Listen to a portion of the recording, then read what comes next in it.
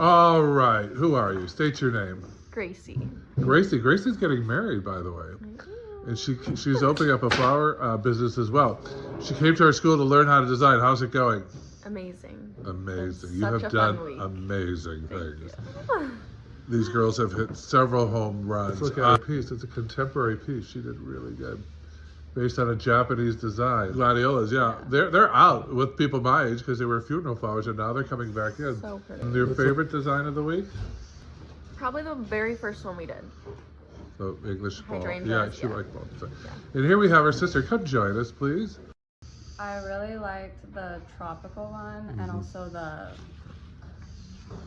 hydrangeas with all the greenery, like falling over. Oh yeah. Two hydrangeas. Yeah. How do you think her wedding planning is going?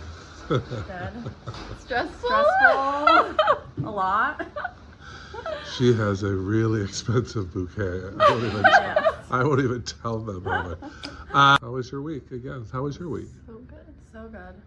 We're sad that it's gonna be I know. over. What's the most surprising thing you learned this week? I would say how to keep your flowers alive for a week. How to keep your flowers alive, that Yeah. you're not supposed to put the little packets in the No, you water, don't need that they're flower not supposed food. to touch the base. But I learned that before I came. Yeah, the bleach, I would On your never website. thought that was a thing, so. All right. Well, we'll keep an eye on you girls. Keep blooming.